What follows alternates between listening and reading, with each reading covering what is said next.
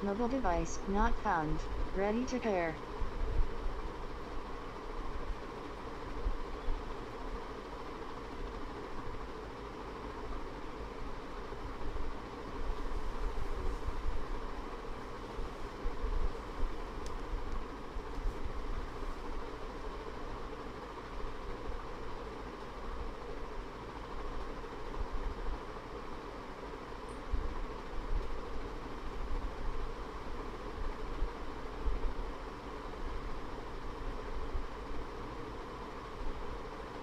Connected to 6B77382D.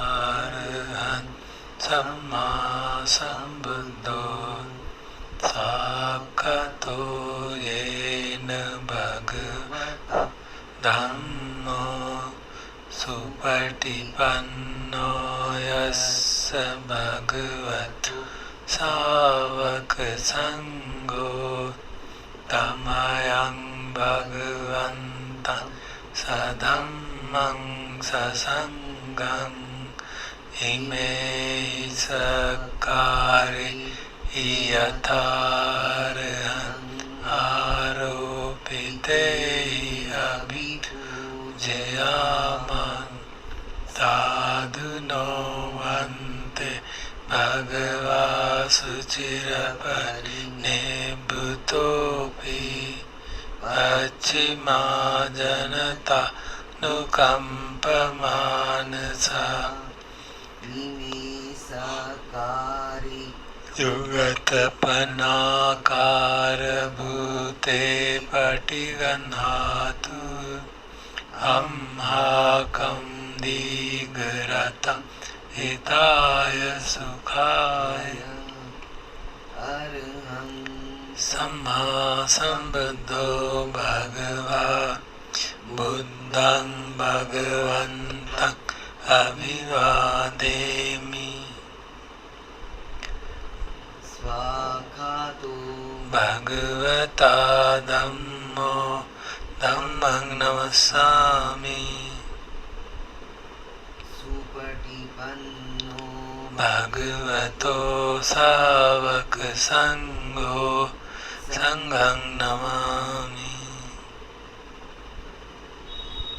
Handmayam Buddhasya Bhagavato Ubbhava Namakaram Karumasi Namo Tassa Bhagavato Arahato Samma Sambuddhassa Namo Tassa Bhagavato Arahato Samma Sambuddhassa Namo Tassa Arahato Samma Sambuddhassa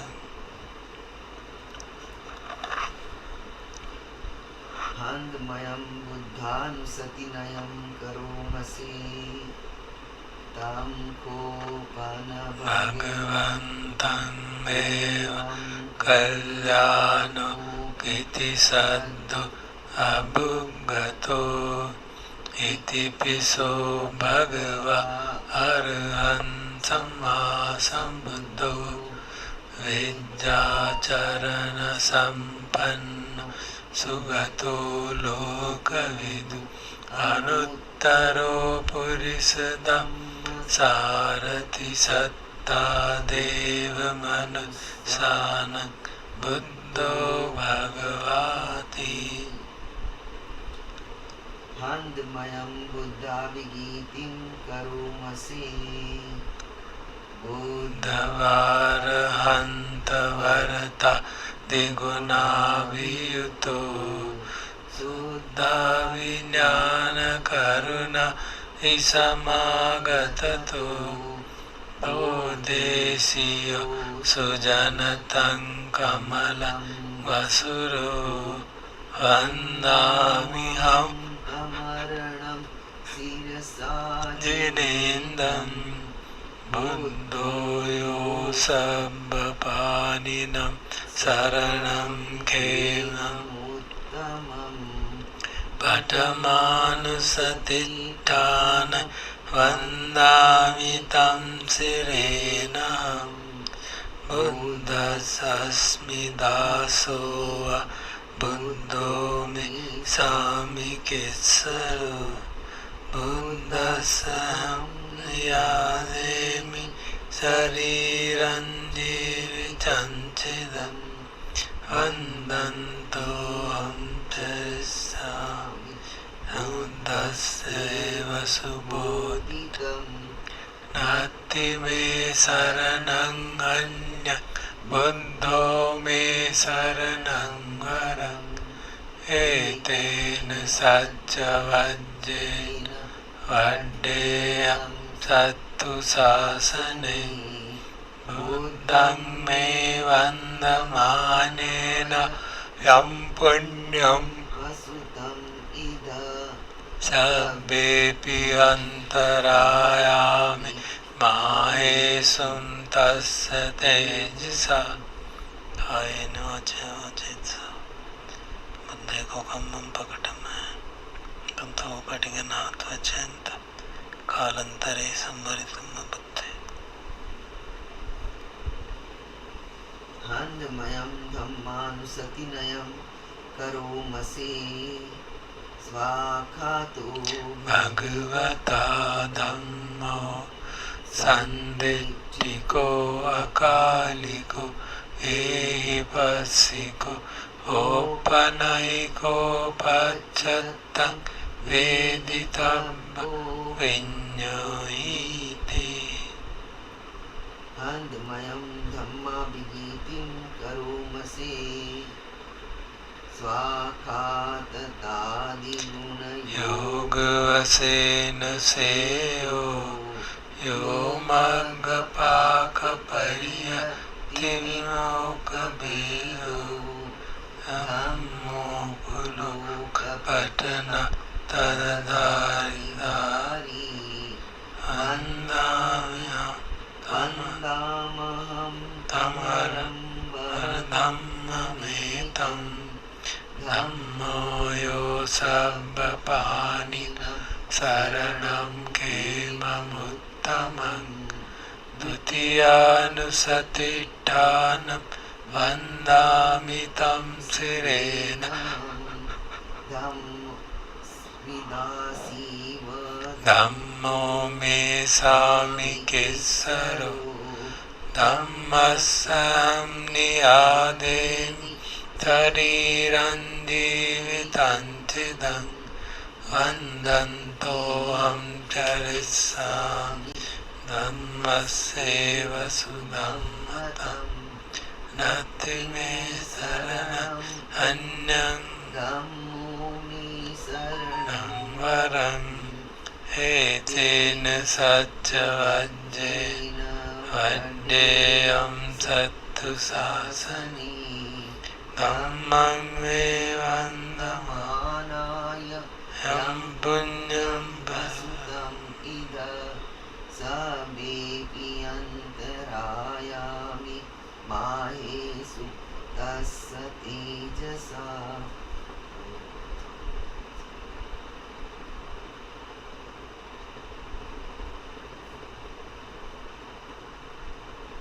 Handmayam Sanghanusatinayam Karomase Supati Panno Bhagavato Savaka Sangho Ujupati Panno Bhagavato Savaka Sangho Nyayapati Panno Bhagavato Savaka Sangho Samici Patipanno Bhagavato Savaka Sangho Yadidang Chattari Purisa Yuga Atta Purisa Pungala Esa Bhagavato Savaka Sangho Pahuneyo Pahuneyo Dakhineyo Anjali Karaniyo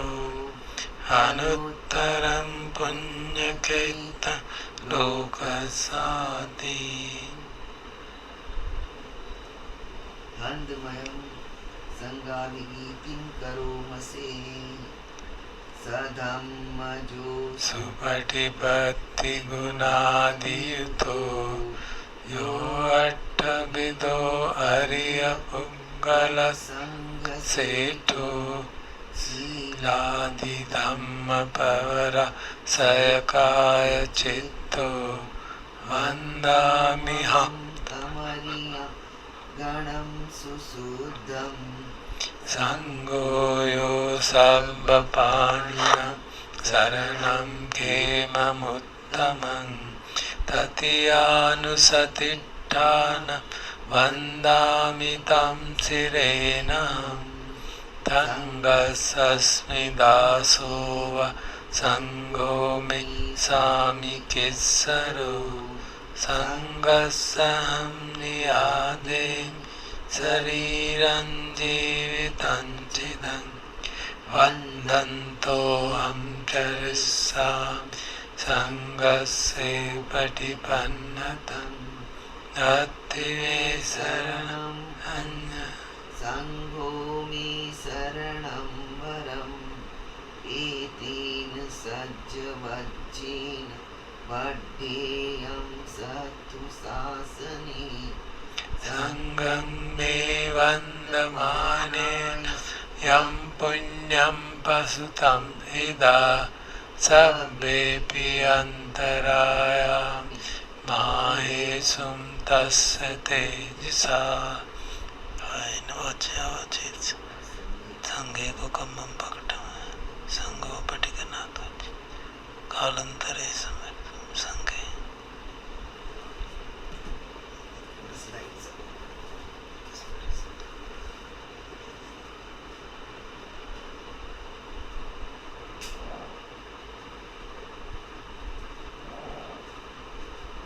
अब हम पाठ करेंगे Hindi chanting book से page 81 धम्मपंसानो पाठ।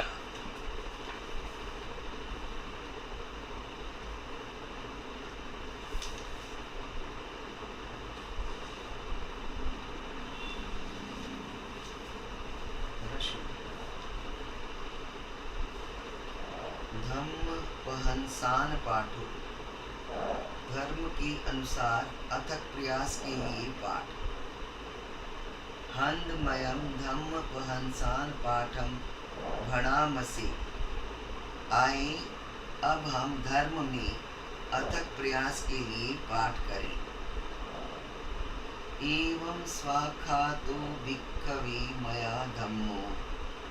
भिक्षुओं, मेरे द्वारा यह धर्म भली भांति देशित किया गया है। उत्तानो, जो स्पष्ट है। विवटो, अनावृत है। प्रकाशितो, प्रकाशित है। छिन्न पिलोतिको, उलझन रहित है।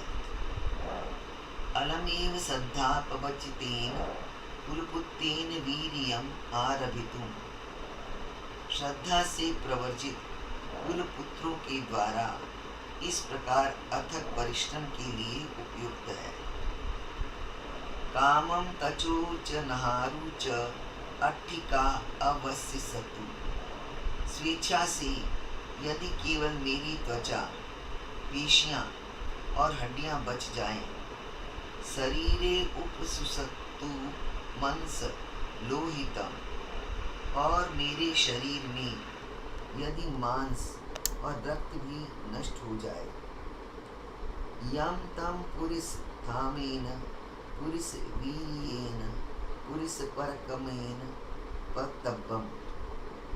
जो भी मनुष्य बल, मनुष्य वीर और मनुष्य पराक्रम से अर्जित करना संभव हो, न तम अपापुणित्वा वीर्यस्य सन्नठानम भविष्यतीति।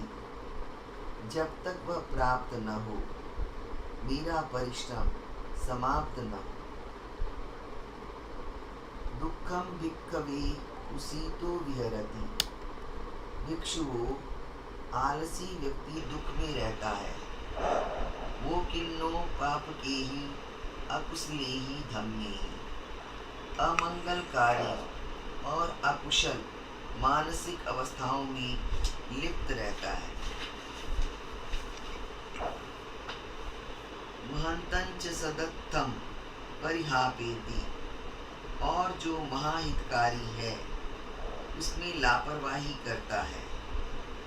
आरद्ध वीर्यो च को भिक्खवे सुखम विहरति।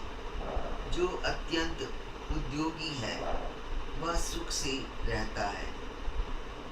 पविवित्तो पाप के ही अकुशले ही धम्मे ही, अमंगलकारी और अकुशल धर्मों से निर्लिप्त रहता है।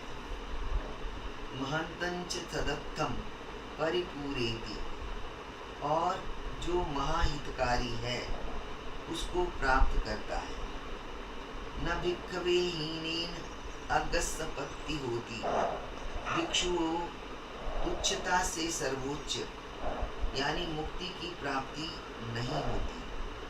अग्नेन च को भिक्खवे अगस्सपत्ति होती, भिक्षुओं सर्वोच्च परिश्रम से ही सर्वोच्च यानी मुक्ति की प्राप्ति होती है। मंडपेयम इदम भिक्खवे ब्रह्मचर्यम, भिक्षुओं ये ब्रह्मचर्य जीवन दूध की मलाई के समान है। सत्ता सम्मुखी भूतो, शास्ता आपके सामने है। तस्माति भिक्खवे वीर्यम आरभत, इसलिए भिक्षुओं वीर्य प्रारंभ करो। अपवतस्य पत्तिया, जो अभी प्राप्त नहीं हुआ है उसको प्राप्त करने के लिए। अनधिगतस्य अधिगमाय, जो अभी सिद्ध नहीं हो पाया है उसको सिद्ध करने के लिए। असच्चिकतस्य सच्ची क्रियाय, जिसका साक्षात्कार नहीं हुआ है उसका साक्षात्कार करने के लिए।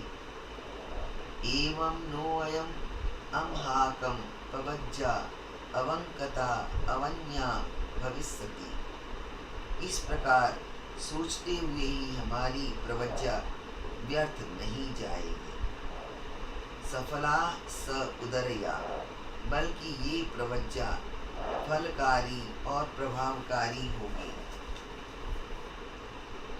ये सम्मयम परिभुंजाम चीवर पिंडपात सेनासन गिलान पंचै भेषज परिखारम तेसम तेकारा अम्हेसु, और जिनके द्वारा ये जो वस्तुएं चीवर पिंडपात शयन के लिए आसन और चिकित्सा के लिए औषधि हमारे लिए दी गई है, इनका उपयोग महफला भविष्यन्ति महानिसंसाति, उनके लिए महाफलकारी और महालाभकारी होगा। एवं ही वो भिक्खवे सिक्खितव्यम, भिक्षुओं आपको ऐसा सीखना चाहिए। अत्त अत्थम वाहि भिक्खवे संपस्समाने, भिक्षुओं अपना हित ध्यान में रखते हुए अलम एव अप्रमादेन संपादित, बिना प्रमाद के अथक परिश्रम करना ही उपयुक्त है। परम अत्थम वाहि भिक्खवे संपस्समानेन, दूसरों का हित ध्यान में रखते हुए अलम एव अप्रमादेन संपादित, बिना प्रमाद के अथक परिश्रम करना ही उपयुक्त है। उभय अत्थम वाहि भिक्खवे संपस्समानेन, दूसरों और अपना दोनों का हित ध्यान में रखते हुए अलम एव अपमादेन संपादित, बिना प्रमाद के अथक परिश्रम करना ही उपयुक्त है। साथ साथ साथ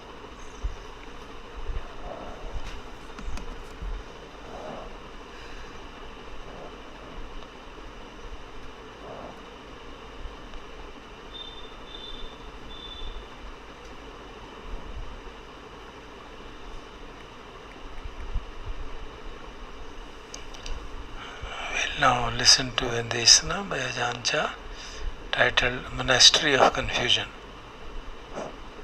This is the 31st.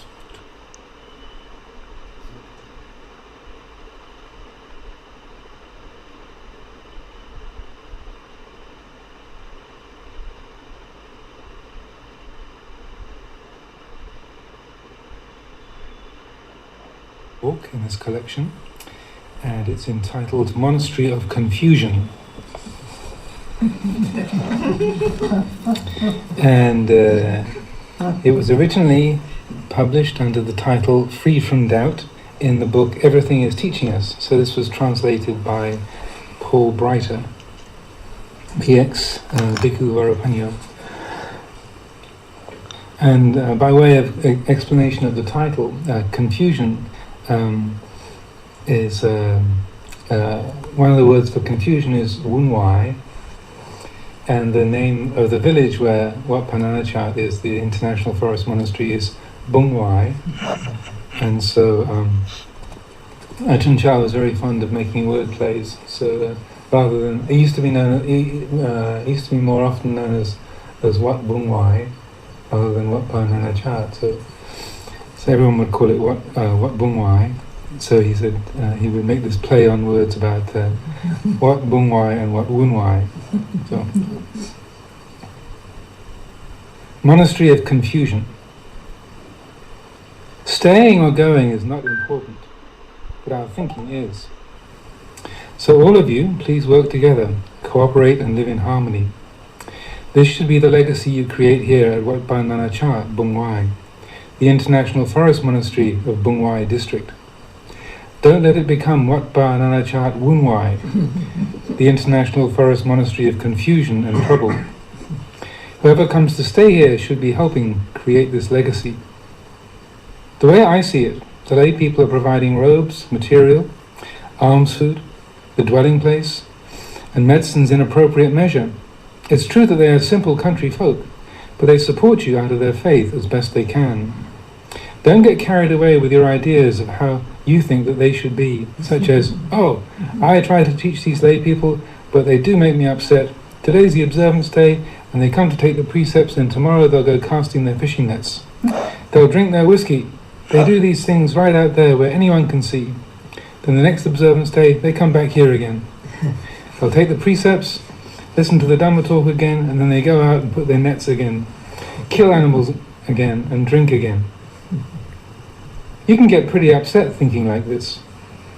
You'll think that your activities with the lay people don't bring any benefit at all. Today they take the precepts and tomorrow they go casting fishing nets.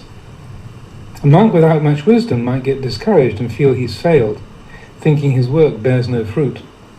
But it's not that his efforts have no result. It's those lay people who get no result. Of course, there is some good result from making efforts at virtue. So when there is such a situation and we start to suffer over it, what should we do? We contemplate within ourselves to recognize that our good intentions have brought some benefit and do have meaning. It's just that the spiritual faculties of those people aren't developed. They aren't strong yet. That's how it is for now. So we patiently continue to advise them. If we just give up on such people, they're likely to become worse than they are now. If we keep at it, they may come to maturity one day and recognize their unskillful actions. Then they will feel some remorse and start to be ashamed of doing such things. Right now, they have the faith to support us with material offerings, giving us our requisites for living. I've considered this. It's quite a big deal. It's no small thing. Donating our food, our dwellings, the medicines to treat our illnesses, it's not a small thing. We're practicing for the attainment of Nibbana. If we don't have any food to eat, that'll be pretty difficult. How would we sit in meditation? How would we be able to build this monastery? We should recognize when people's spiritual faculties are not yet mature. So, what should we do? We're like someone selling medicine. You've probably seen or heard them driving around with their loudspeakers, touting the different medicines that they have for different maladies. People who have bad headaches or poor digestion might come to buy. We can accept money from those who buy our medicine. We don't take money from someone who doesn't buy anything. We can feel glad about the people who do buy something. If others stay in their houses and don't come out to buy, we shouldn't get angry with them for that. We shouldn't criticize them. If we teach people but they can't practice properly, we shouldn't be getting angry with them. Don't do that. Don't criticize them, but rather keep on instructing them and leading them along. Whenever their faculties have ripened sufficiently, then they will want to do it. Just like when we're selling medicine, we just keep on doing our business. And when people have ailments that trouble them, they will buy. Those who don't see a need to buy medicine probably aren't suffering from any such conditions. So, never mind. keeping at it with this attitude, these problems will be done with. There were such situations in the Buddha's time too. We want to do it right, but somehow we can't get there yet. Our own faculties are not sufficiently mature. Our barami are not complete. It's like fruit that's still growing on the tree. You can't force it to be sweet. It's still unripe. It's small and sour, simply because it hasn't finished growing. You can't force it to be bigger, to be sweet, to be ripe. You have to let it ripen according to its nature. As time passes and things change, people may come to spiritual maturity. As time passes, the fruit will grow, ripen and sweeten of its own accord. With such an attitude, you can be at ease. But if you're impatient and dissatisfied, you keep asking, why isn't this mango sweet yet? Why is it sour? It's still sour because it's not ripe. That's the nature of fruit. The people in the world are like that. It makes me think of the Buddha's teaching about 4 kinds of lotus. Some are still in the mud, some have grown out of the mud but are under the water, some are at the surface of the water, and some have risen above the water and blossomed. The Buddha was able to give his teachings to so many various beings because he understood their different levels of spiritual development. We should think about this and not feel oppressed by what happens here. Just consider yourselves to be like someone selling medicine. Your responsibility is to advertise it and make it available. If someone gets sick, they're likely to come and buy it. Likewise, if people's spiritual faculties mature sufficiently, one day they're likely to develop faith. It's not something that we can force them to do. Seeing it in this way, we will be okay. Living here in this monastery is certainly meaningful. It's not without benefit. All of you, please practice together harmoniously and amicably. When you experience obstacles and suffering, recollect the virtues of the Buddha. What was the knowledge the Buddha realized? What did the Buddha teach? What does the Dhamma point out? How does the Sangha practice? Constantly recollecting the qualities of the 3 jewels brings a lot of benefit. Whether you are Thais or people from other countries is not important. It's important to maintain harmony and work together. People come from all over to visit this monastery. When folks come to Wat Pah Pong, I urge them to come here, to see the monastery, to practice here. It's a legacy you are creating. It seems that the populace have faith and are gladdened by it. So, don't forget yourselves. You should be leading people rather than being led by them. Make your best efforts to practice well and establish yourselves firmly, and good results will come. Are there any doubts about your practice you need to resolve now? Question. When the mind isn't thinking much, but is in a sort of dark and dull state, is there something we should do to brighten it, or should we just sit with it? Answer. Is this all the time, or when you're sitting in meditation? What exactly is this darkness like? Is it a lack of wisdom? When I sit to meditate, I don't get drowsy, but my mind feels dark, sort of dense or opaque. So, you would like to make your mind wise, right? Change your posture and do a lot of walking meditation. That's one thing to do. You can walk for 3 hours at a time, until you're really tired. Question. I do walking meditation a couple of hours a day, and I usually have a lot of thinking when I do it. But what really concerns me is this dark state when I sit. Should I just try to be aware of it and let go? Or is there some means I should use to counter it? Answer. I think maybe your postures aren't balanced. When you walk, you have a lot of thinking, so you should do a lot of discursive contemplation. Then the mind can retreat from thinking. It won't stick there. But never mind. For now, increase the time you spend on walking meditation. Focus on that. Then if the mind is wandering, pull it out and do some contemplation, such as, for example, investigation of the body. Have you ever done that continuously, rather than just as an occasional reflection? When you experience this dark state, do you suffer over it? Well, I feel frustrated because of my state of mind. I'm not developing samadhi or wisdom. When you have this condition of mind, the suffering comes about because of not knowing. There is doubt as to why the mind is like this. The important principle in meditation is that whatever occurs, don't be in doubt over it. Doubt only adds to the suffering. If the mind is bright and awake, don't doubt that. It's a condition of mind. If it's dark and dull, don't doubt about that. Just continue to practice diligently without getting caught up in reactions to that state. Take note and be aware of your state of mind. Don't have doubts about it. It is just what it is. When you entertain doubts and start grasping at it and giving it meaning, then it's dark. As you practice, these states are things you encounter as you progress along. You don't need to have doubts about them. Notice them with awareness and keep letting go. How about sleepiness? Is your sitting more sleepy or awake? No reply. Well, maybe it's hard to recall if you've been sleepy. If this happens, meditate with your eyes open. Don't close them. Instead, you can focus your gaze on one point, such as the light of a candle.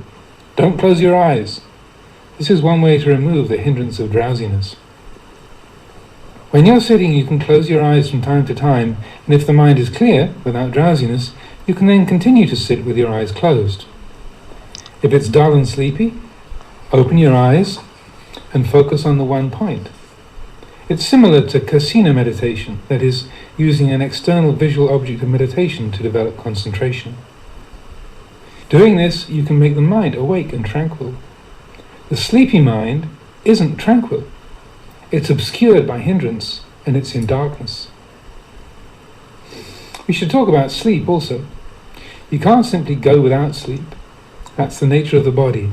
If you're meditating and you get unbearably, utterly sleepy, then let yourself sleep. This is one way to quell the hindrance when it's overwhelming you. Otherwise, you practice along, keeping the eyes open if you have this tendency to get drowsy. Close your eyes after a while and check your state of mind. If it's clear, you can practice with eyes closed. Then after some time, take a rest.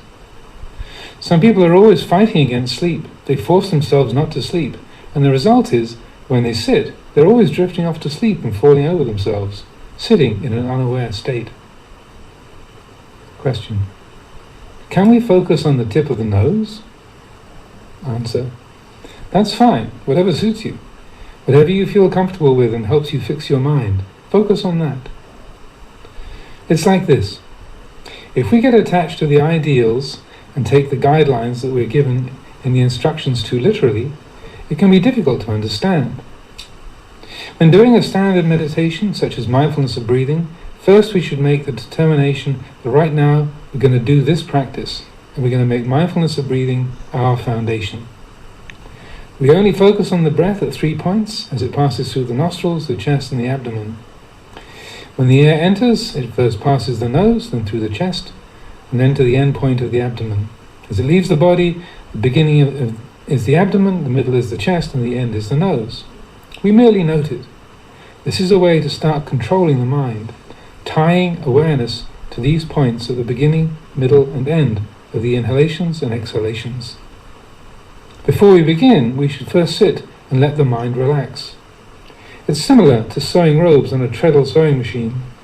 When we're learning to use the sewing machine, first we just sit in front of the machine to get familiar with it and feel comfortable. Here, we just sit and breathe, not fixing awareness on anything. We merely take note that we're breathing. We take note of whether the breath is relaxed or not, and how long or short it is. Having noticed this, then we begin focusing on the inhalation and exhalation at the 3 points. We practice like this until we become skilled in it, and it goes smoothly. The next stage is to focus awareness only on the sensation of the breath at the tip of the nose or the upper lip. At this point, we aren't concerned with whether the breath is long or short, but only focus on the sensation of entering and exiting. Different phenomena may contact the senses, or thoughts may arise. This is called initial thought, vitakka. The mind brings up some idea, be it about the nature of compounded phenomena, sankhara, or about the world, or whatever. Once the mind has brought it up, the mind will want to get involved and merge with it. If it's an object that's wholesome, let the mind take it up. If it's something that's unwholesome, stop it immediately. If it is something wholesome, let the mind contemplate it, and gladness, satisfaction, and happiness will come about. The mind will be bright and clear as the breath goes in and out, and as the mind takes up these initial thoughts, then initial thought becomes discursive thought, vichara. The mind develops familiarity with the object, exerting itself and merging with it. At this point, there is no sleepiness. After an appropriate period of this, take your attention back to the breath. As you continue on, there will be initial thought and discursive thought. Initial thought and discursive thought. If you're contemplating skillfully on an object, such as the nature of sankhara, the mind will experience deeper tranquility and rapture is born. There is the vitakka and vichara, and that leads to happiness of mind. At this time there won't be any dullness or drowsiness. The mind won't be dark if we practice like this. It'll be gladdened and enraptured. This rapture will start to diminish and disappear after a while, so you can take up initial thought again. The mind will become firm and certain with it, undistracted. Then you go on to discursive thought again, the mind becoming one with it. When you're practicing a meditation that suits your temperament and doing it well, then whenever you take up the object, rapture will come about. The hairs of the body stand on end, and the mind is enraptured and satiated. When it's like this, there can't be any dullness or drowsiness. You won't have any doubts. Back and forth between initial and discursive thought, over and over again, rapture comes. Then there is sukha. This takes place in sitting practice. After sitting for a while, you can get up and do walking meditation. The mind can be the same in walking. Not sleepy. It has vitakka and vichara, then rapture. There won't be any of the nivarana, the hindrances, and the mind will be unstained. Whatever takes place, never mind. You don't need to doubt about any experiences you might have, be they of light, of bliss, or whatever. Don't entertain doubts about these conditions of mind. If the mind is dark, if the mind is illumined, don't fixate on them. Let go. Discard them. Keep walking. Keep noting what is taking place without getting bound or infatuated. Don't suffer over these conditions of mind. Don't have doubts about them. They're just what they are, following the way of mental phenomena. Sometimes the mind will be joyful. Sometimes it'll be sorrowful. There can be happiness or suffering. There can be obstruction.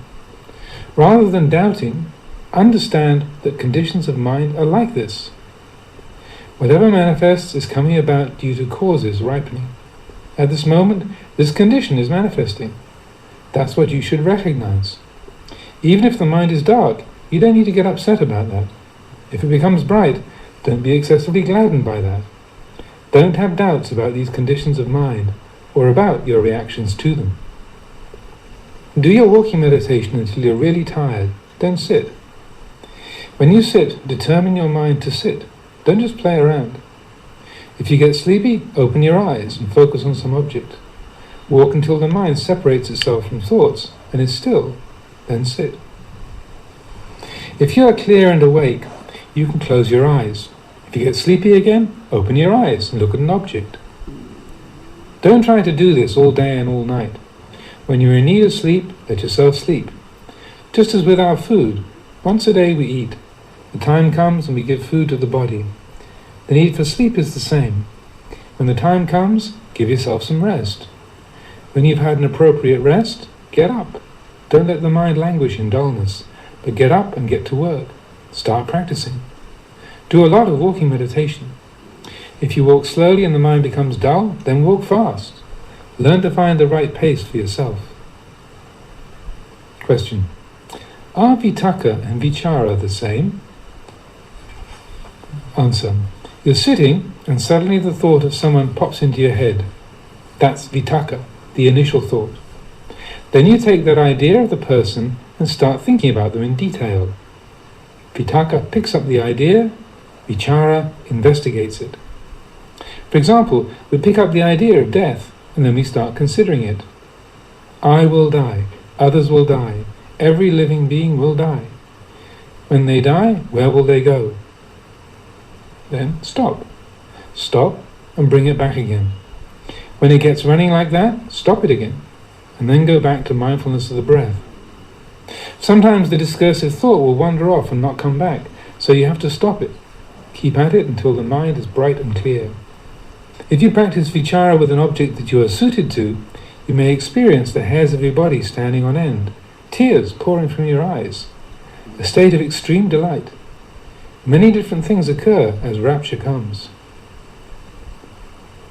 Question: can this happen with any kind of thinking, or is it only in a state of tranquility that it happens? It's when the mind is tranquil. It's not ordinary mental proliferation. You sit with a calm mind, and then the initial thought comes. For example, I think of my brother who just passed away. Or I might think of some other relatives. This is when the mind is tranquil. The tranquility isn't something certain, but for the moment, the mind is tranquil. After this initial thought comes, I go into discursive thought. If it's a line of thinking that's skillful and wholesome, it leads to ease of mind and happiness, and there's rapture with its attendant experiences. This rapture came from the initial and discursive thinking that took place in a state of calmness. We don't have to give it names such as first jhana or second jhana and so forth. We just call it tranquility. The next factor is bliss, sukha. Eventually we drop the initial and discursive thinking as tranquility deepens. Why? The state of mind is becoming more refined and subtle. Vitakka and vichara are relatively coarse, and they will vanish. There will remain just the rapture accompanied by bliss and one-pointedness of mind. When it reaches full measure, there won't be anything. The mind is empty. That's absorption concentration. We don't need to fixate or dwell on any of these experiences. They will naturally progress from one to the next. At first, there is initial and discursive thought, rapture, bliss, and one-pointedness. Then initial and discursive thinking are thrown off, leaving rapture, bliss, and one-pointedness. Rapture is thrown off, then bliss, and finally only one-pointedness and equanimity remain. It means the mind becomes more and more tranquil, and its objects are steadily decreasing until there's nothing but one-pointedness and equanimity. When the mind is tranquil and focused, this can happen. It is the power of mind, the state of the mind that has attained tranquility. When it's like this, there won't be any sleepiness. It can't enter the mind. It'll disappear. The other hindrances, essential desire, aversion, doubt, and restlessness, and agitation, won't be present. Though they may still exist latent in the mind of the meditator, they won't occur at this time. Question: should we be closing our eyes so as to shut out the external environment, or should we just deal with things as we see them? Is it important whether we open or close the eyes? Answer: when we're new to training, it's important to avoid too much sensory input, so it's better to close the eyes. Not seeing objects that can distract us and affect us, we build up the mind's strength. When the mind is strong, then we can open the eyes, and whatever we see won't sway us. Open or closed won't matter. When you rest, you normally close your eyes. Sitting in meditation with eyes closed is the dwelling place for a practitioner.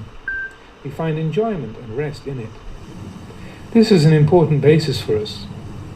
But when we're not sitting in meditation, will we be able to deal with things? We sit with eyes closed and we profit from that. When we open our eyes and leave the formal meditation, we can handle whatever we meet. Things won't get out of hand. We won't be at a loss. Basically, we're just handling things. It's when we go back to our sitting that we really develop greater wisdom. This is how we develop the practice. When it reaches fulfillment, it doesn't matter whether we open or close the eyes. It'll be the same. The mind won't change or deviate. At all times of the day, morning, noon, or night, the state of the mind will be the same. We dwell thus. There is nothing that can shake the mind. When happiness arises, we recognize it's not certain, and it passes. Unhappiness arises, and we recognize it's not certain, and that's that. You get the idea that you want to disrobe? This is not certain.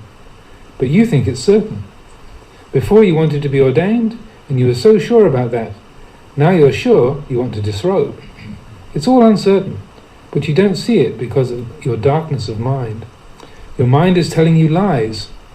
Being here, I'm only wasting my time. If you disrobe and go back to the world, won't you waste your time there? You don't think about that. Disrobing to work in the fields and gardens, to grow beans or raise pigs and goats, won't that be a waste of time? There was once a large pond full of fish. As time passed, the rainfall decreased and the pond became shallow. One day a bird showed up at the edge of the pond. He told the fish, "I really feel sorry for you fish. Here you barely have enough water to keep your backs wet. Do you know that not very far from here there's a big lake, several meters deep, where the fish swim happily?" When the fish in that shallow pond heard this, they got excited. They said to the bird, "Oh, sounds good, but how could we get there?" The bird said, "No problem. I can carry you in my bill, one at a time." The fish discussed it amongst themselves. "Well, it's not so great here anymore. The water doesn't even cover our heads. We ought to go." So they lined up to be taken by the bird. The bird took one fish at a time. As soon as he flew out of sight of the pond, he landed and ate the fish. Then he would return to the pond and tell them, "Your friend is right at this moment swimming happily in the lake, and he asks when you'll be joining him." It sounded fantastic to the fish. They couldn't wait to go, so they started pushing to get to the head of the line. The bird finished off the fish like that.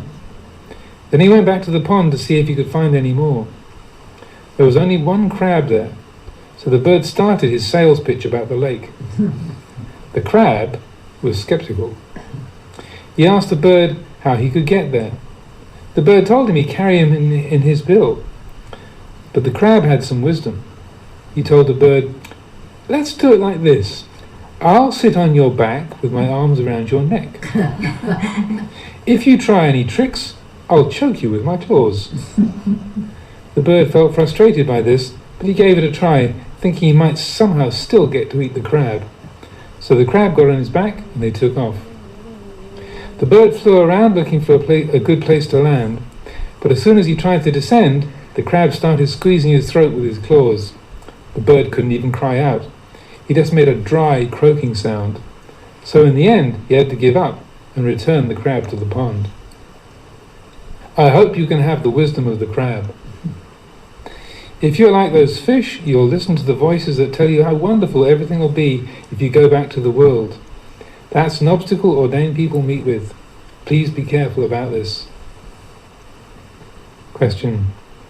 Why is it that unpleasant states of mind are difficult to see clearly, while pleasant states are easy to see? When I experience happiness or pleasure, I can see that it's something impermanent. But when I'm unhappy, that's harder to see. Answer. You're thinking in terms of your attraction and aversion and trying to figure it out. But actually, delusion is the predominant root. You feel that unhappiness is hard to see, while happiness is easy to see. That's just the way your afflictions work. Aversion is hard to let go of, right? It's a strong feeling. You say happiness is easy to let go of. It's not really easy. It's just that it's not so overpowering. Pleasure and happiness are things people like and feel comfortable with. They're not easy to let go of. Aversion is painful, but people don't know how to let go of it. The truth is that they are equal. When you contemplate thoroughly and get to a certain point, you'll quickly recognize that they are equal. If you had a scale to weigh them, their weight would be the same, but we incline towards the pleasurable. Are you saying that you can let go of happiness easily, while unhappiness is difficult to let go of? If you think that the things that we like are easy to give up, but you're wondering why the things that we dislike are hard to give up, but if they're not good, why are they hard to give up? It's not like that. Think anew. They are completely equal. It's just that we don't incline to them equally. When there is unhappiness, we feel bothered. We want it to go away quickly, and so we feel it's hard to get rid of. Happiness doesn't usually bother us, so we're friends with it, and we feel we can let go of it easily. It's not like that. It's not oppressing and squeezing our hearts, that's all. Unhappiness oppresses us. We think one has more We think one has more value or weight than the other, but in truth, they're equal. It's like heat and cold. We can be burned to death by fire, we can also be frozen stiff by cold, and we die just the same. Neither is greater than the other. Happiness and suffering are like this, but in our thinking, we give them different values. Or consider praise and criticism. Do you feel that praise is easy to let go of, and criticism is hard to let go of? They're really equal. But when we are praised, we don't feel disturbed. We're pleased. But it's not a sharp feeling. Criticism is painful, so we feel it's hard to let go of. Being pleased is also hard to let go of, but we're partial to it, so we don't have the same desire to get rid of it quickly. The delight we take in being praised and the sting we feel when criticized are equal. They're the same. But when our minds meet these things, we have unequal reactions to them. We don't mind being close to some of them. Please understand this. In our meditation, we will meet with the arising of all sorts of mental afflictions. The correct outlook is to be ready to let go of it all, whether pleasant or painful. Even though happiness is something we desire, and suffering is something that we don't desire, we recognize they are of equal value. These are things that we will experience. Happiness is wished for by people in the world. Suffering is not wished for. Nibbana is something beyond wishing or not wishing. Do you understand? There is no wishing involved in Nibbana. Wanting to get happiness, wanting to be free of suffering, wanting to transcend happiness and suffering, there are none of these things. It is peace. As I see it, realizing the truth doesn't happen by relying on others. You should understand that all doubts will be resolved by your own efforts, by continuous energetic practice. We won't get free of doubt by asking others. We will only end doubt through our own unrelenting efforts. Remember this. It's an important principle in practice. The actual doing is what will instruct you. You will come to know all right and wrong. The Brahmin shall reach the exhaustion of doubt through unceasing practice, quote unquote. It doesn't matter wherever we go. Everything can be resolved through our own ceaseless efforts. But we can't stick with it. We can't bear the difficulties we meet. We find it hard to face up to our suffering and not run away from it. If we do face it and bear with it, then we gain knowledge, and the practice starts instructing us automatically, teaching us about right and wrong, and the way things really are. Our practice will show us the faults and ill results of wrong thinking. It really happens like this. But it's hard to find people who can see it through. Everyone wants instant awakening. Rushing here and then following your impulses, you only end up worse for it. Be careful about this. I've often taught that tranquility is stillness. Flowing is wisdom. We practice meditation to calm the mind and make it still. Then it can flow. In the beginning, we learn what still water is like and what flowing water is like. After practicing for a while, we will see how these two support each other. We have to make the mind calm, like still water, then it flows. Both being still and flowing. This is not easy to contemplate. We can understand that still water doesn't flow. We can understand that flowing water isn't still. But when we practice, we take hold of both of these. The mind of a true practitioner is like still water that flows, or flowing water that's still. Whatever takes place in the mind of a Dhamma practitioner is like flowing water that is still. To say that it is only flowing is not correct. To say only still is not correct. Ordinarily, still water is still and flowing water flows. But when we have the experience of practice, our minds will be in this condition of flowing water that is still. This is something we've never seen. When we see flowing water, it's just flowing along. When we see still water, it doesn't flow. But within our minds, it really will be like this, like flowing water that is still. In our Dhamma practice, we have samadhi, or tranquility, and wisdom mixed together. We have morality, meditation, and wisdom. then wherever we sit, the mind is still and it flows. Still flowing water.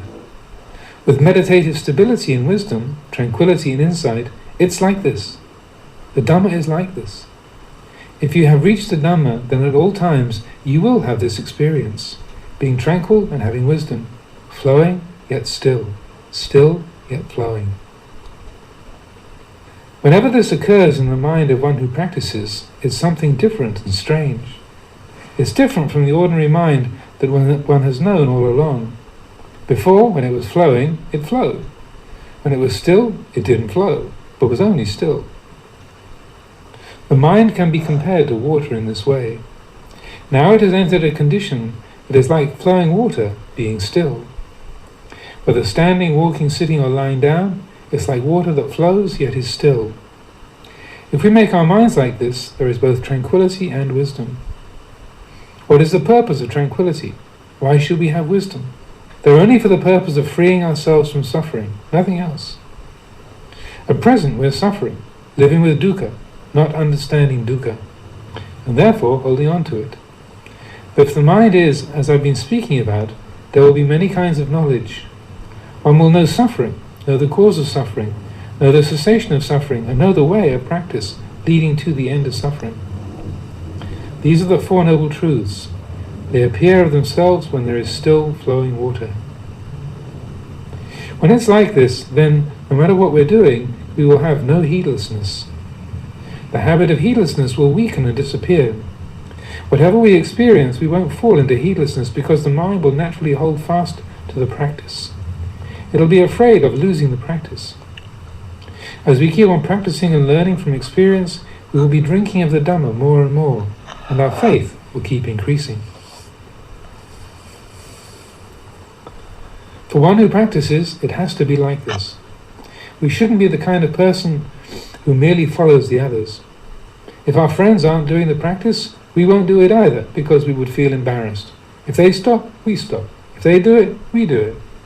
If the teacher tells us to do something, we do it. If he stops, we stop. This is not a very quick way to realization. Now, what's the point of our training here? It's so that when we are alone, we'll be able to continue with the practice.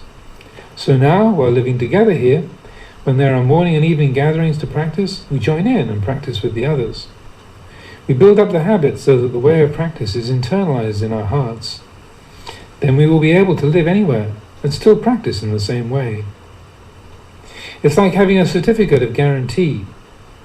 If the king is coming here, we prepare everything as perfectly as we can. He stays a short while and then goes on his way. But he gives his royal seal to acknowledge that things are in order here. Now many of us are practicing together, and it's time to learn the practice well, to understand it and internalize it, so that each of you can be a witness to yourself. It's like children coming of age. Anyone? This is the 30th.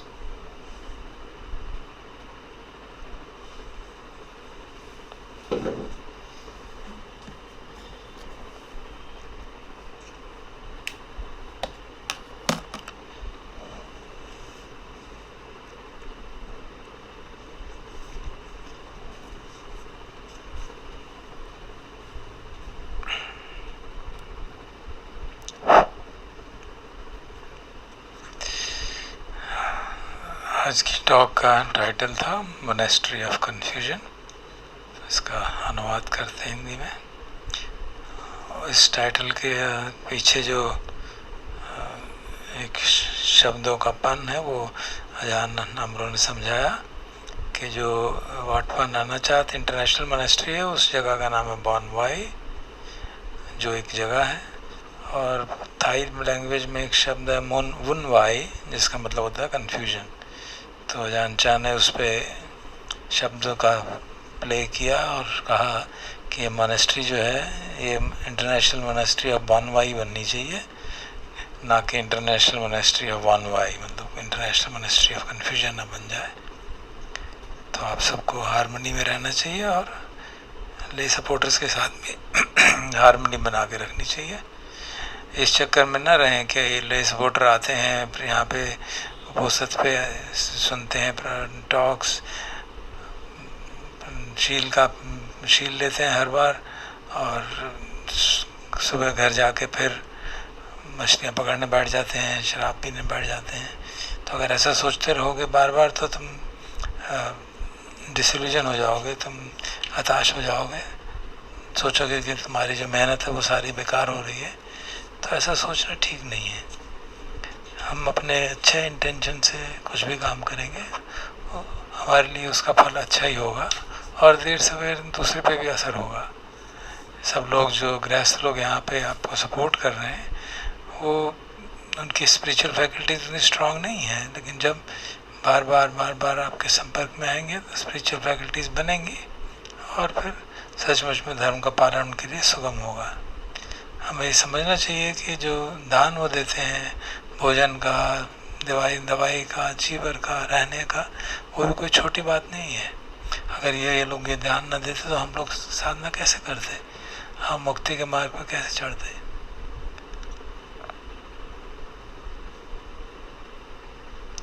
अपने को ऐसे ही समझना चाहिए जैसे आप एक वैद्य हैं जो दवाइयाँ बेचता है, तो जो बीमार है वो आता है, दवाई ले जाता है और आपको पैसे दे देता है। लेकिन जो बीमार नहीं है उसको दवाई की ज़रूरत नहीं है। तो जैसे जो लोग आते हैं जो अपने को बीमार नहीं मानते, वो आपकी बात सुनते हैं और उसको महत्व नहीं देते, लेकिन फिर भी सपोर्ट करते हैं आपको। तो उनको अपने इनके जो कमियां हैं उसके लिए क्रिटिसाइज नहीं करना चाहिए। ये भी समझना चाहिए कि हमारी भी अपनी पारमी इतनी पुष्ट नहीं है कि हमारे शिक्षा का उतना असर हो पाए।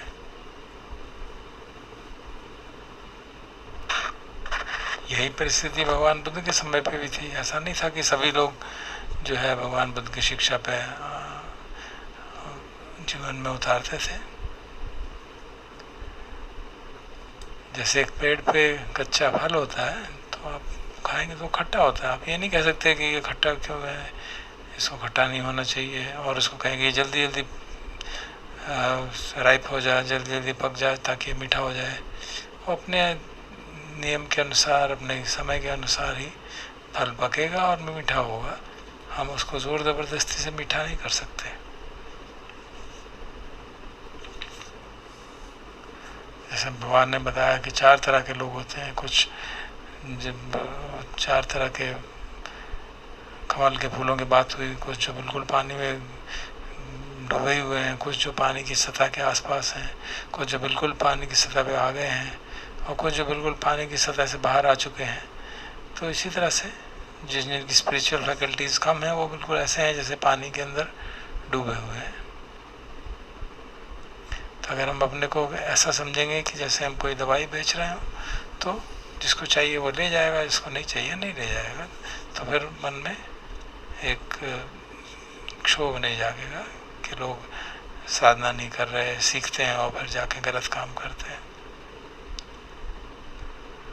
तो आप लोगों का मुख्य, अजान चाह उनसे कह रहे हैं सभी भिक्षुओं से, नानाचार्य के, मुख्य ध्यान इस पे होना चाहिए कि हम किस तरह से साथ रह सकें, हारमोनी में रहें और इकट्ठे काम करें।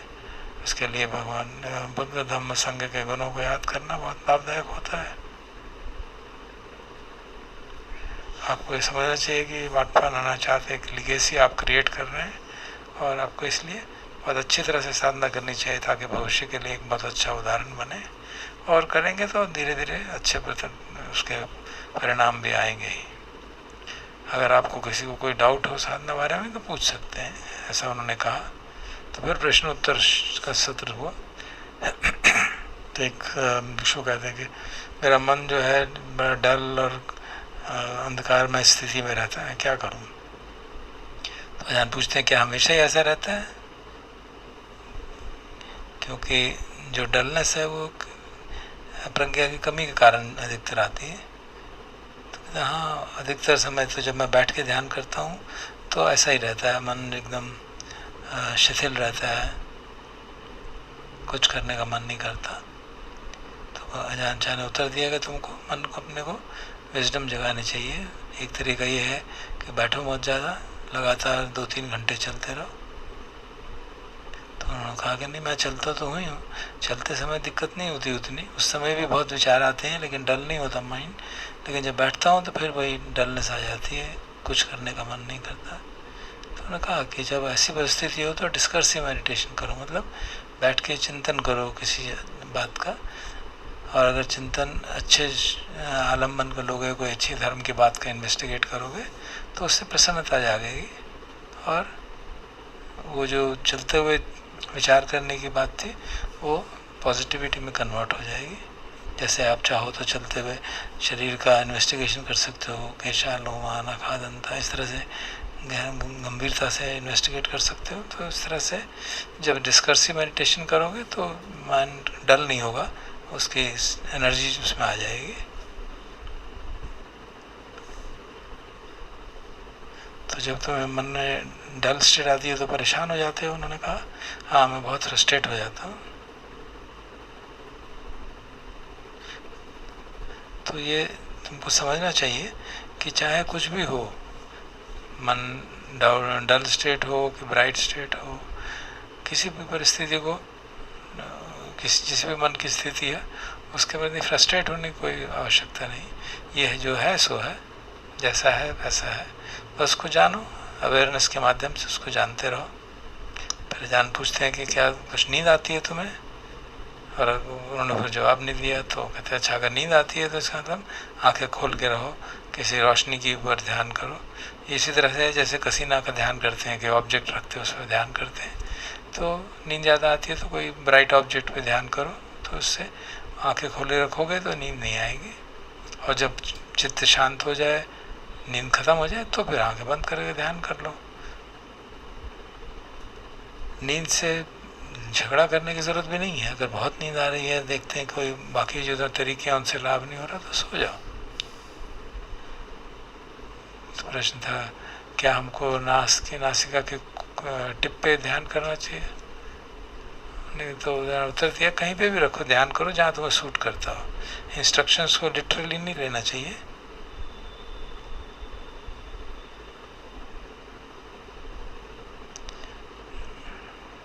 जब हम शुरू करते हैं सांस का ध्यान करना, तो 3 जगह पे सांस को जानकारी करते हैं। नासिका के टिप के ऊपर, फिर जब सांस अंदर जा रहा है तो छाती में, और अंदर जा रहा है तो बेडी में। तो इस तरह 3 स्थान पे जाते, सांस अंदर आ रहा है, फिर एक स्थान शुरू जैसे अंदर आ रहा है तो शुरू होगा नासिका से, बीच में होगा छाती पे, अंत होगा पेट में, और जब बाहर आ रहा है तो शुरू हो रहा है पेट से, बीच में आया छाती में, और बाहर अंत हुआ नासिका के द्वारों से बाहर। तो इस प्रकार से उसको सजग होकर देखेंगे तो साधना अच्छी होगी।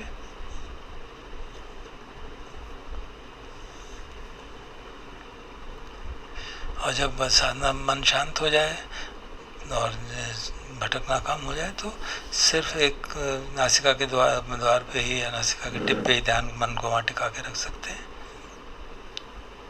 और अगर ध्यान करते करते कोई विचार आता है तो चेक करो ये विचार जो है कुशल विचार है या क्या अकुशल है। अकुशल है तो छोड़ दो, और कुशल विचार है, धर्म संबंधी कोई विचार है तो उसको एनकरेज करो, समझो। धर्म की कोई बात मन में आती है तो उसको समझने का प्रयास करो, उससे चित्त प्रसन्न होगा, प्रसन्नता जागेगी। और फिर जब शुरू का जो मन में देखा कि हाँ इस तरह का विचार है, फिर उस तो उसको कहते हैं वितक्क। और फिर जब उस पर विचरण करने लगते हैं, उसको समझने लगते हैं, उसका डिस्कशन करते हैं आपस में अपने आप से, तो उसे विचार कहते हैं। और इस प्रकार से अगर होलसम ऑब्जेक्ट होगा तो बहुत प्रसन्नता जागेगी, फिर प्रीति जागने लगती है। और अगर फिर थोड़ी देर बाद फिर मन को सांस पे ले जा सकते हैं। इस प्रकार बार बार प्रयास करके मन को एकाग्र भी कर सकते हैं और ट्रैंक्विलिटी भी ला सकती है।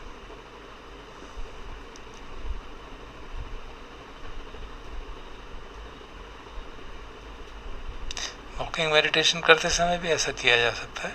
कोई विचार आया है तो आप उसको इन्वेस्टिगेट कर सकते हैं।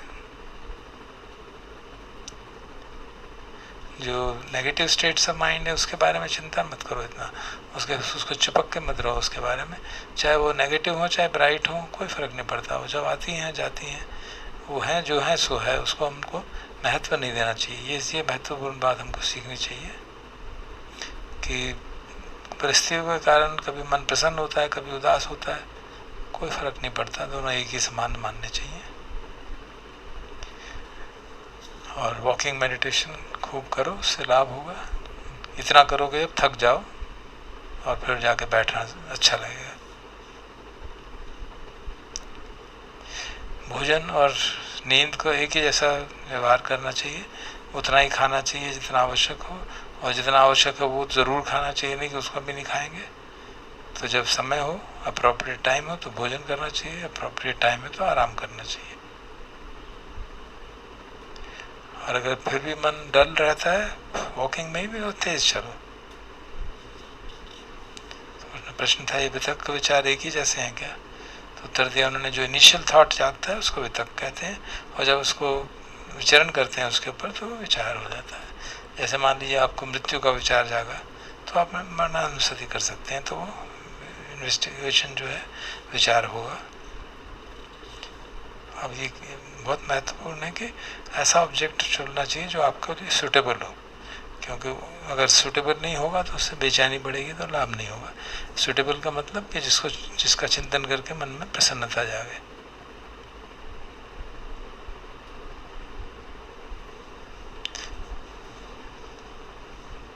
तो क्या यह किसी भी तरह की विचार के बारे में हो सकता है? तो उन्होंने उत्तर दिया कि हाँ, जब मन शांत हो तब ऐसा करना चाहिए।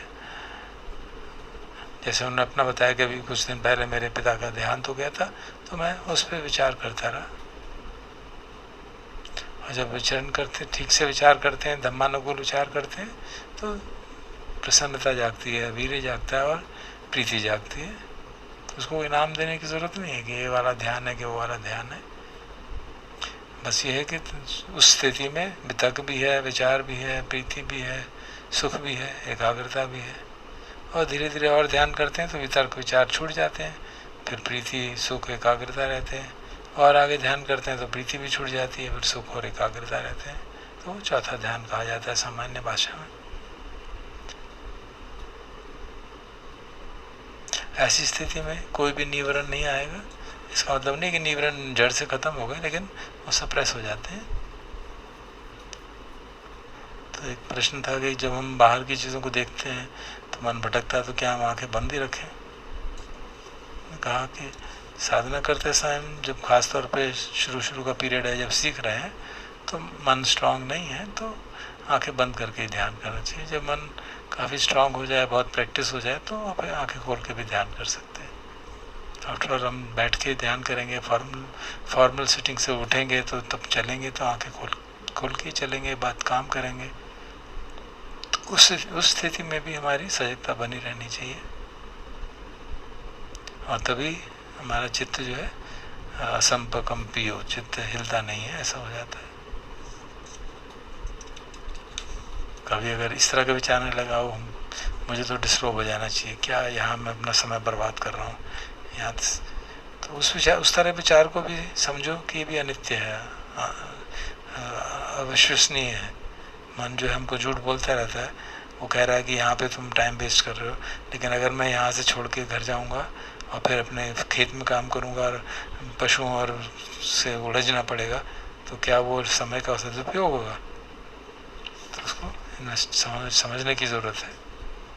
तो फिर उन्होंने वो प्रसिद्ध कहानी सुनाई, एक पक्षी जो होता है और मछली की, कि वो एक तालाब था जिसमें पानी काफ़ी कम हो गया था, तो वो जो क्रेन था, वो जो लंबी चोंच वाला पक्षी होता है ना, जो सारस, जो मछलियों को खाता है, तो उसने आया उनके पास, कहने लगा, अरे आपका तो पानी बहुत कम हो गया, यहाँ तो बहुत दिक्कत हो रही है आपको जीने में, उधर देखो यहाँ से इतनी दूर पे एक बहुत बड़ा पॉन्ड है, वहाँ पे पानी पानी है, बहुत सुख से जी पाओगे, तुम कहो तो मैं तुमको ले चलूँ।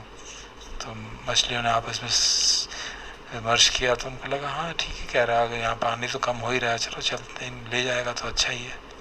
तो वो सारस जो है वो उनको कहता है ठीक है, मैं अपनी चोंच में पकड़ के ले जाऊँगा और वहाँ जाके छोड़ दूँगा तुमको। तो मछलियाँ तैयार हो गई, तो उसने पहली एक मछली पकड़ी चोंच में, थोड़ी दूर ले गया और फिर उसको नीचे ज़मीन में पटक दिया और खा गया। फिर दूसरी बार आया तो कहने लगा, अरे पहली मछली तुमने सुख से जी रही है, चलो किसको जाना है।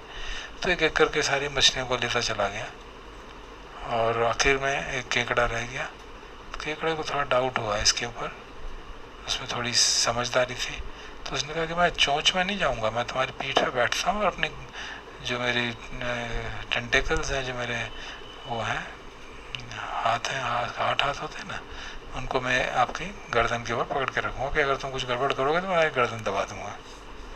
तो पक्षी ने सोचा कि ये चालाक आदमी है, लेकिन कहा चलो फिर भी देखते हैं, शायद कुछ मैनेज हो जाए। तो उनको लेके गया और जैसे वो नीचे उतरना रहा, देखा उसने नीचे कोई पॉन्ड नहीं है, तो क्रैब ने उनकी गर्दन दबानी शुरू की। वो उसका दम घुटने लगा, उसने कहा अरे मैं छोड़ देता हूँ, तुमको छोड़ रहा हूँ। तो अंततः उसको वापस वहीं पुराने क्रैब पॉन्ड में छोड़ आया। तो आजान ने कहा कि इसी तरह ये जो क्रैब था उसकी विजडम रखो। लोग तुम्हें कहेंगे यहाँ आश्रम, यहाँ मोनेस्ट्री में क्या रखा है, बाहर चलो, बाहर बहुत सुखी सुख है। वो उसी तरह है जैसे कि वो सारस जो था मछलियों को बाहर ले गया था। फिर एक प्रश्न था कि जब मैं परेशान होता हूँ, दुखी होता हूँ, तो मुझे देख नहीं पाता ठीक तरह से, जबकि सुखी होता हूँ तो मैं उसको त्याग कर पाता हूँ। मैंने कहा ये सब कहने की बात है कि हम राग और द्वेष की बात है, लेकिन वास्तव में ये मोह का उसका रूट हो रहता है। और तुम्हें ये लगता है कि जब प्रसन्नता है तो तुम आराम से छोड़ सकते हो, ये शायद ऐसा आसान नहीं है। ये भ्रम इसलिए होता है कि जो प्रसन्नता आती है तो अच्छी लगती है, उसको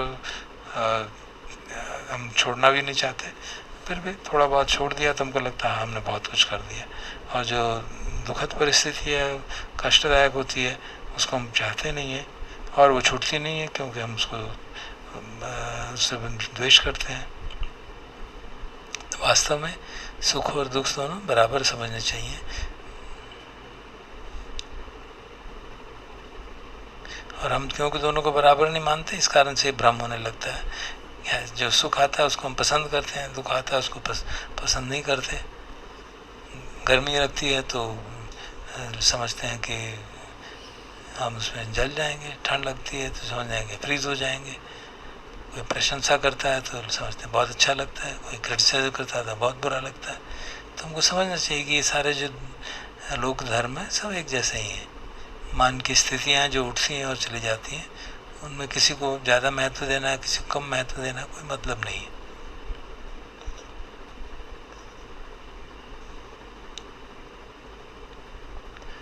तो जो प्रसन्नता है और अप्रसन्नता है या दुख है, सबको एक ही जैसा मानना चाहिए।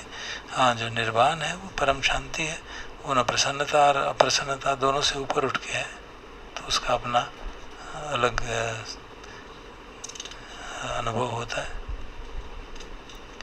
और इस तरह के जो डाउट्स आते हैं तुमको, उनको आप धीरे धीरे अपने एफर्ट से ही दूर करने की कोशिश करो, किसी से दूसरे से पूछने की ज़रूरत नहीं है।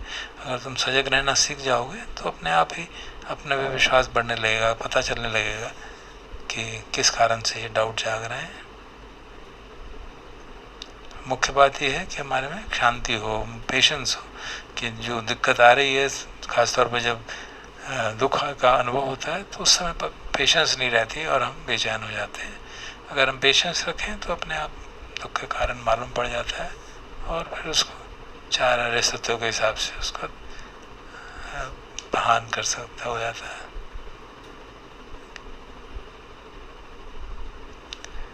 जो शांति है, जो ट्रैंक्विलिटी है, जो समध ध्यान है, वो एक तरह से स्टिलनेस की बात है, उसमें ठहराव रहता है, मन शांत हो जाता है जैसे पानी ठहरा हुआ है।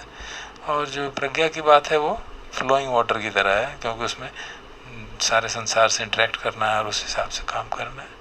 तो आप लोगों ने स्टिल वाटर देखा होगा या फ्लोइंग वाटर देखा होगा, लेकिन जो हमारा मन है वो स्टिल फ्लोइंग वाटर है, मतलब एक हद तक ट्रैंक्विल रहता है और ऊपर ऊपर तक काम संसार से उलझता भी रहता है, संसार से के साथ उसका अपना इंटरेक्शन भी होता रहता है। तो ये जो एनालॉजी वो दे रहे हैं, वो कह रहे थे कि इसको समझोगे नहीं आसानी से, इस पर विवेक चिंतन करोगे तो शायद समझ में आने लगेगी कि हमको स्टिल फ्लोइंग वाटर है हमारा मन, जो उनकी बायोग्राफी का भी टाइटल रखा गया है। तो ये जब शील समाधि प्रज्ञा की बात करते हैं, ये अलग अलग कहने को आती हैं, लेकिन ये सब साथ चलती हैं, वो अलग अलग नहीं होते।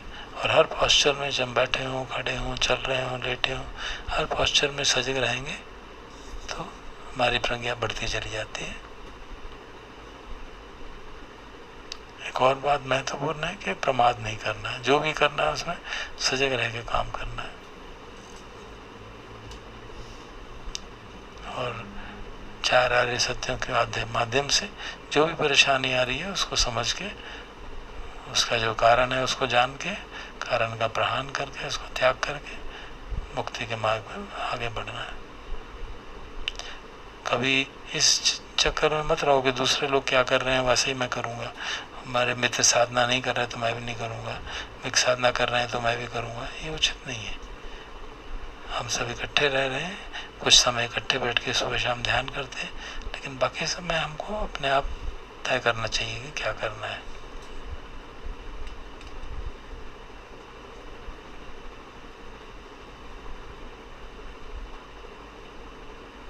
तो जैसे बताया, उदाहरण दिया कि कोई राजा जैसे मॉनेस्ट्री में आता है, थोड़ी देर के लिए देखता है सब ठीक है और सर्टिफिकेट दे देता है कि तुम हाँ ठीक काम कर रहे हो, तो शायद वो ये कह रहे थे कि मैं भी उसी तरह से आया हूँ, तुम बच्चे हो, धीरे धीरे बड़े हो रहे हो।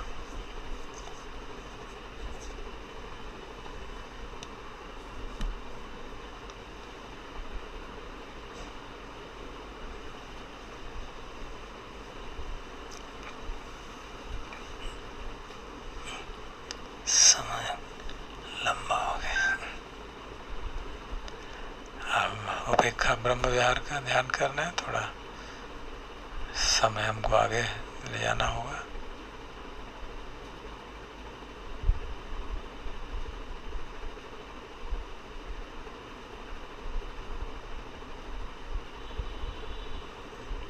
आज की जो टॉक थी वो भी यही उसी ओर ध्यान आकर्षित कर रही थी।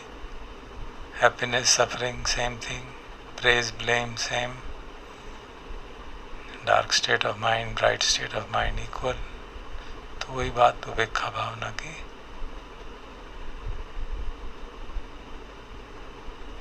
और उपेक्षा भावना सभी ब्रह्म विहारों में सिरमौर, मुक्ति के लिए बहुत आवश्यक, बोधि का अंग, पारमी, हर प्रकार से महत्वपूर्ण। इस समय दुख की इतनी ज़्यादा, चारों तरफ दुख की परिस्थिति, ऐसे दृष्टांत बार बार सामने आते हैं, तो उस समय करुणा तो जागे ही, साथ साथ मैत्री, ये उपेक्षा का भाव भी बना रहे, क्योंकि दुखी को देख के व्यथा होगी तो अपना ही नुकसान होगा, दूसरे का भला क्या कर पाएंगे। तो उपेक्षा भाव बहुत महत्वपूर्ण, दुख में भी और सुख में भी। सुख में उपेक्षा न रहे तो बहक जाते हैं।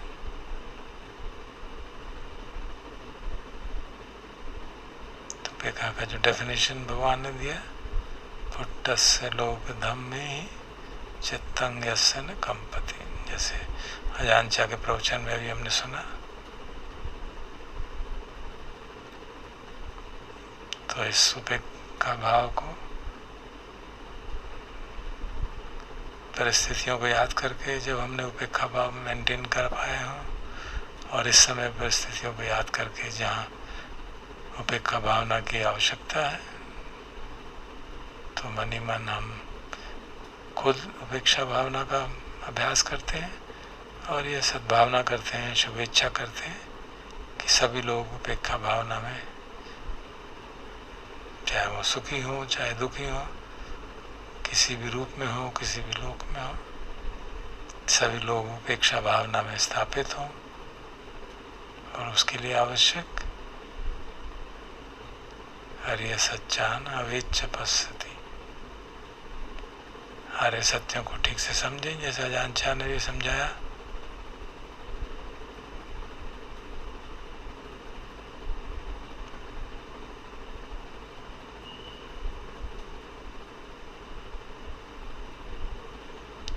दुख में जो दूसरों को ब्लेम करने की टेंडेंसी है वो कम हो जाती है अगर हम आर्य सत्यों को ठीक से समझें। और लौकिक प्रज्ञा का भी लाभ रहता है, कर्म सिद्धांत का लाभ रहता है, ये जानते हुए कि व्यवहारिक तौर पर जो भी हम दुख अनुभव कर रहे हैं वो विपाक चित्त है, हमारे कर्मों का फल है। तो इसलिए उपेक्षा भावना में कर्म सिद्धांत को याद करना एक ट्रेडिशनल मेथड है। तो आइए हम भी कर्म सिद्धांत को याद कर लेते हैं, समझते हुए, हृदय में उसको आत्मसात करते हुए, ताकि हमारे को भी अगर आज की कुछ अप्रिय परिस्थिति आई, दुख का अनुभव आया, तो हम समझें उसको, और जो चारों तरफ परिस्थिति है उसको भी उसी लाइट में समझें। कम्मस का कम्म दायादा कम्म योनि कम्म बंधु कम्म पटिसरण यम कम्मं करिष्यन्ति कल्याणं वा पापकं वा तस्य दायादा भविष्यन्ति।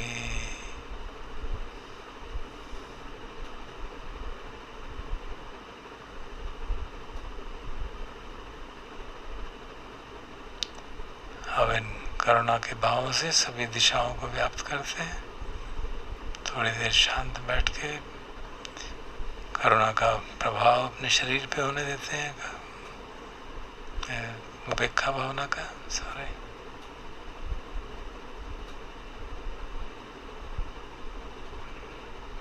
प्रायः उपेक्षा भावना असुखद दुखद वेदना या हल्की सी सुखद वेदना से रिलेटेड रहती है। आप वेरीफाई कर सकते हैं कि शरीर में कैसी वेदना हो रही है अगर हम चित्त में उपेक्षा भावना है।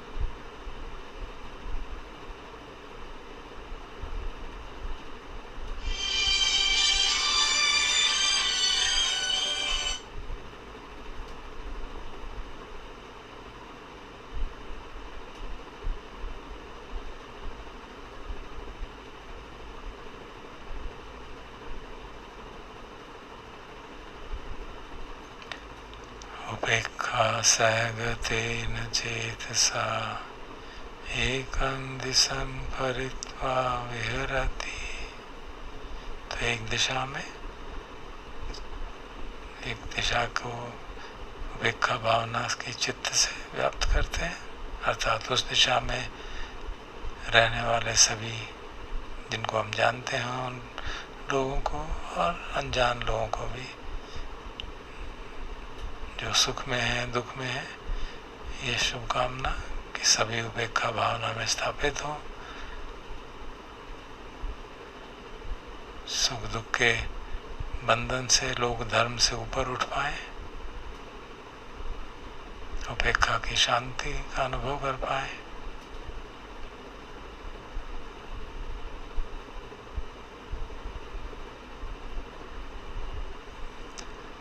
तथा द्वितीयं तथा तृतीयं तथा चतुर्थं इति ऊर्ध्वम् अधो तिर्यं सम्पदि सम्पत्तताय सम्भावन्तं लोकम् उपेक्षा सहगतेन चेतसा विपुलेन महद्गतेन अपमानेन अवीरेण अव्यापज्येन परित्वा विहरति। एक एक करके सभी 10 दिशाओं में चित्त को ले जाके उपेक्षा भावना से चित्त को व्याप्त, उस दिशा को व्याप्त करते हैं। और भावना भी विपुल महान असीम, बगैर किसी भेदभाव के, बगैर किसी द्वेष के, बगैर किसी बैर के, सभी के प्रति, सभी लोगों के प्रति और अपने प्रति हम भी उपेक्षा में स्थापित हों और सभी लोग उपेक्षा के सुख का अनुभव कर सके, उपेक्षा की शांति का अनुभव कर सके, चित्त कंपायमान न हो लोगों के।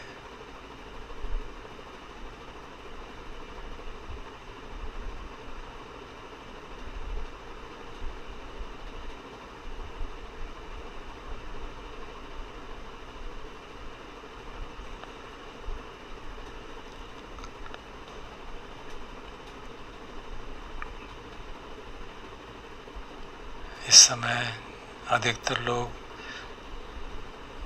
विचलित हैं परिस्थितियों के कारण, तो सभी के प्रति उपेक्षा का भाव उपयुक्त होगा।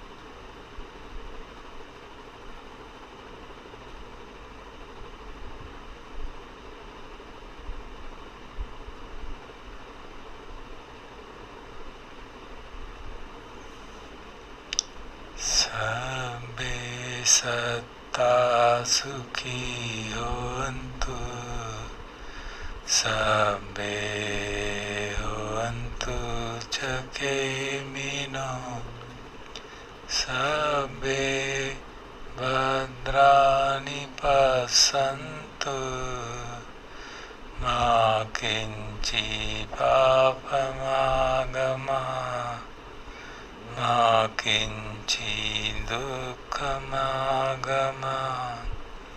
मा किञ्चित् शोकमागमः।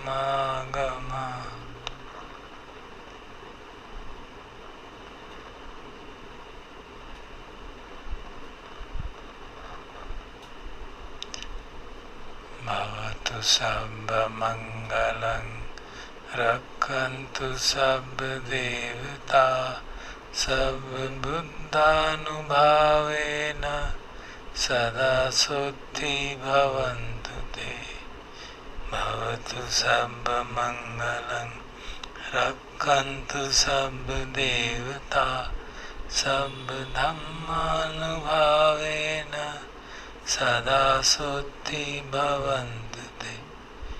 भवतु सर्वमङ्गलं, रक्षन्तु सर्वदेवता, सर्वसङ्घानुभावेन, सदा शुद्धि भवन्तु ते।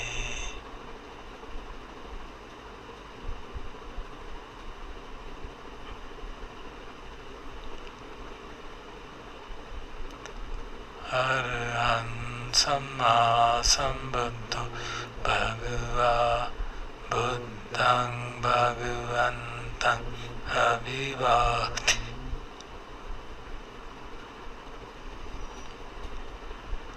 स्वागतो भगवता धम्मो, धम्मं नमस्सामि। सुपटिपन्नो भगवतो सावक संघो, संघं नमामि।